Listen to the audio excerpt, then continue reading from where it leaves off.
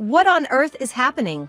As my nephew and I stand dumbfounded on the sandy beach, the cruiser carrying my husband callously sails away, leaving us stranded on this deserted island.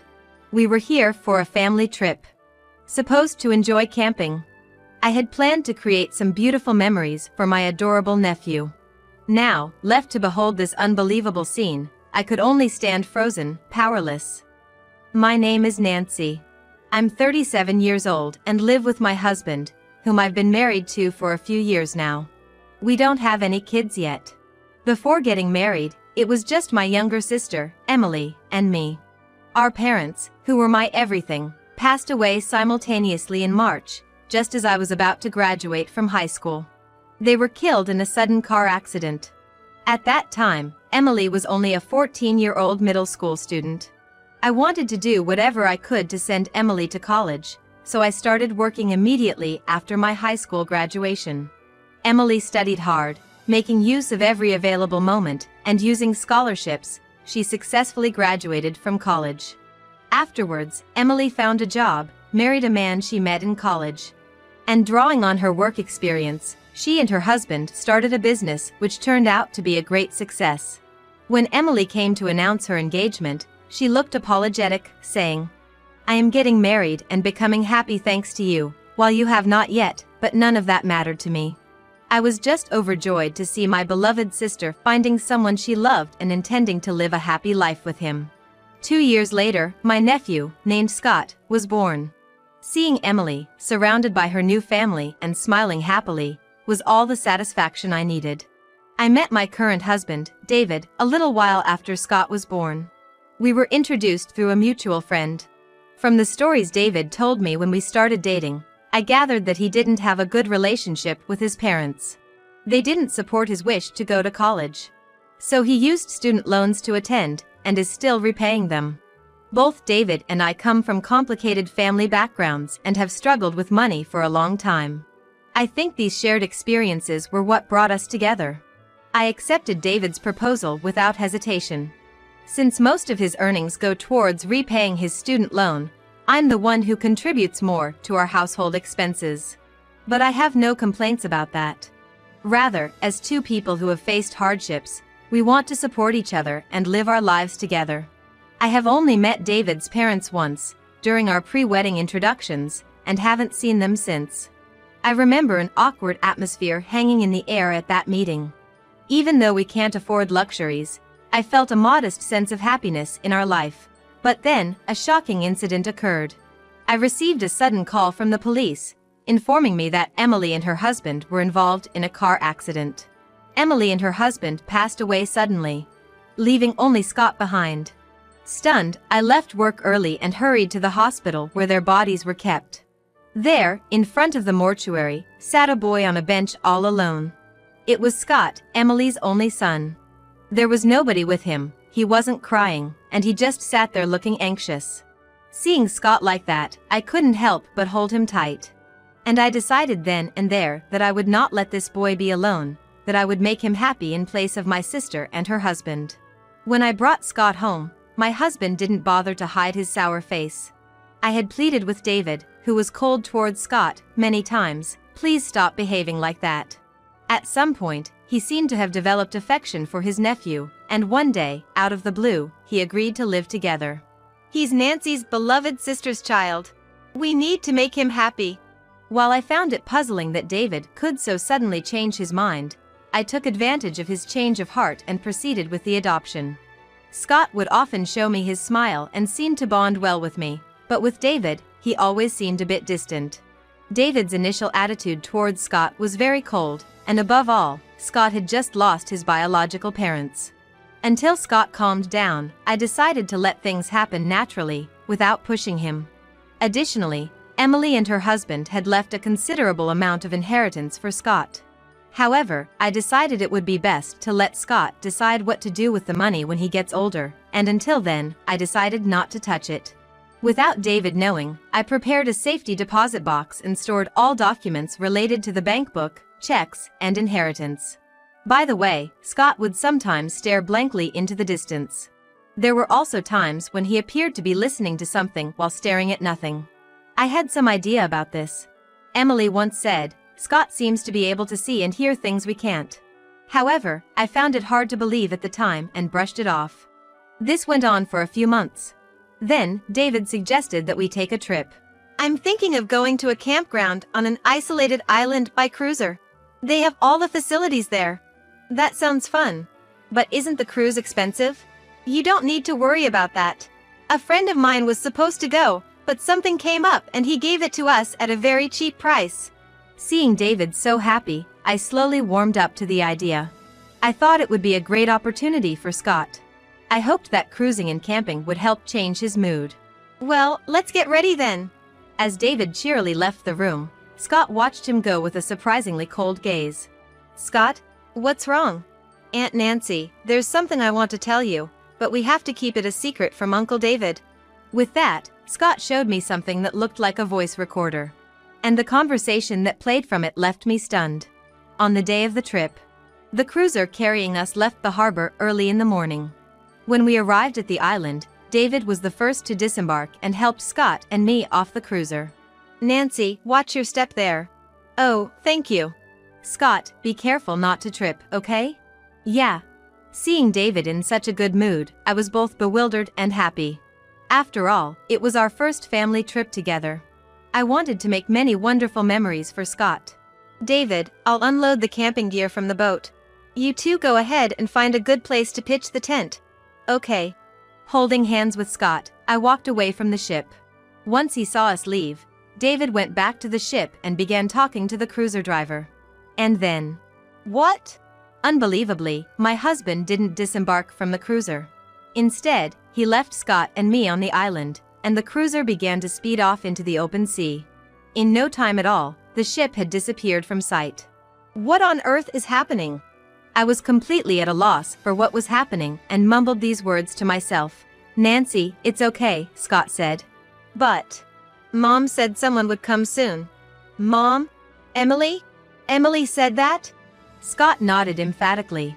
It reminded me of something Emily once told me. Scott seems to have some kind of mysterious power. He can see auras of good and evil in people and things, and recently, he seems to be able to predict the near future, albeit vaguely. Predictions about the near future like a package will arrive soon, or someone will come around the next corner. The details of these predictions are often vague, but they pertain to the near future. When Emily told me this, I didn't really believe her. Surely not, I thought. Yet, in this situation, I clung to Scott's words.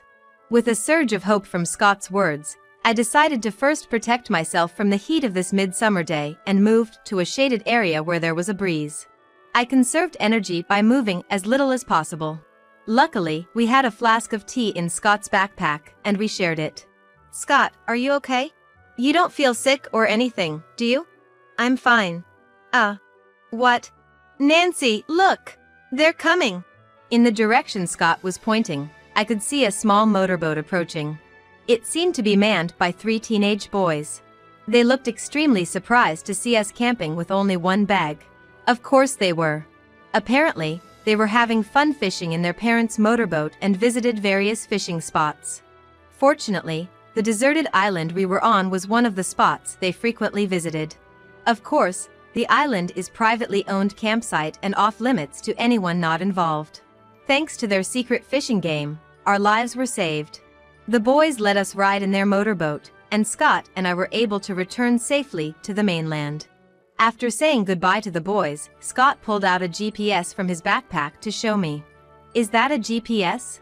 "I didn't need to call for help because I was told someone would come soon." "Emily really said that." I was confused by what was happening before me. The fact that I was abandoned by my husband. Scott, who claimed to hear Emily's voice, even though she was supposed to be gone. Scott's preparedness. As my mind was in a whirl, my phone suddenly rang. "This number. Hello?" As the story on the other end of the phone unfolded, my head, initially in turmoil, began to cool bit by bit. "Yes, I understand."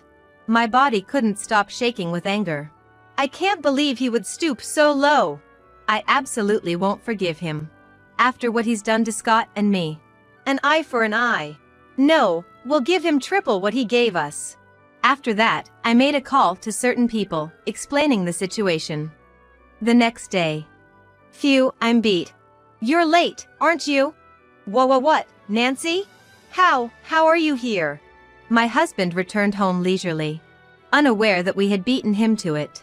The call that had come in when Scott and I landed was a report from the detective agency I had hired before our trip. The day my husband invited us on the trip, the voice recorder that Scott had shared with me had captured my husband discussing financial matters with someone.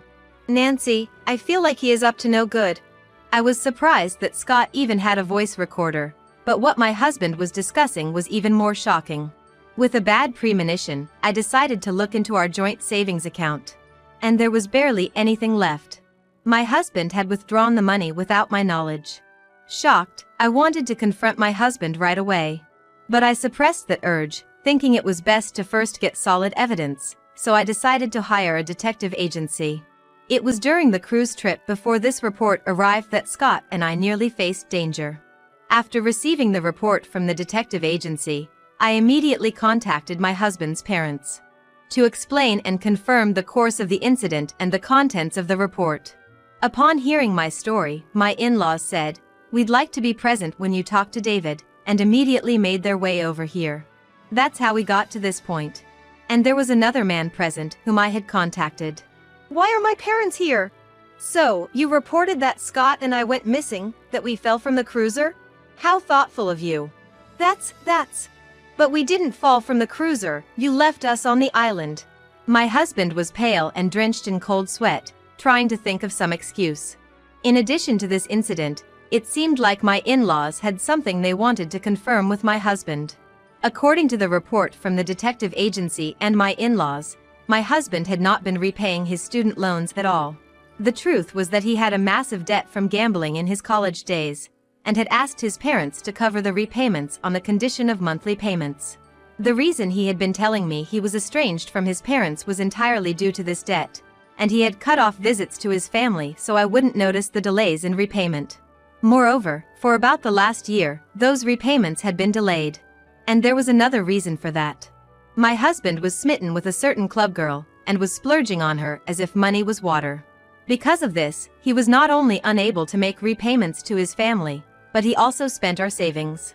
What the hell is going on? Will you explain it now? Surrounded from all sides and with no way out, my husband finally gave in and began to talk. She had a gangster boyfriend. Apparently, the girl and her gangster boyfriend had repeatedly demanded hush money to keep their affair secret from me and our parent company. In other words, he had been trapped in a scam, played like a sucker. At first, he was paying out of his own salary, then moved on to our savings. According to him, when he was running out of money and panicking, I happened to mention wanting to take care of Scott. Initially, he thought it would be impossible to take on another child when they were so strapped for cash. However, when he found out the child was the son of my sister and brother-in-law, who had been running a business, he thought he might be able to make use of their wealth. But no matter how much I searched, I couldn't find the passbook containing the inheritance. I thought if Scott, the supposed inheritor of the inheritance, and his guardian, Nancy, disappeared, the property would become mine. His selfish reasoning left both me and his parents flabbergasted. Despite this, David insisted that he was a victim. I was constantly extorted by gangsters. I'm a victim too, right? Right. Another person present at the scene quietly said to him. Enough is enough. His quiet but powerful words filled with anger silenced David, who had been shouting until now. First of all, there's no way such selfish reasoning would work. And there's no reason why you, who has nothing to do with this, should say such things to me. This is Mr. Stevens, a lawyer. Lawyer. Mr. Stevens was a close friend of Emily's husband. Since Scott was born, Mr. Stevens seemed to have adored him very much. Even after Emily and her husband died in an accident, he seemed to be very concerned about what happened to Scott. And when it was decided that Scott would be taken in by me, it turned out that he had provided him with a GPS and a voice recorder. Scott, we don't know what's gonna happen from here on out. So, I'll give you this, he said. What is this? Scott asked. If you feel like something bad is about to happen, use this recorder to keep some evidence. The GPS here is set up so that if you press this button, it'll tell me your location on my phone. I understand. Scott, listen well. If anything happens, don't hesitate to call on me. It was thanks to Mr. Stevens that Scott could record suspicious conversations of my husband and have the means to call for help using the GPS, if necessary.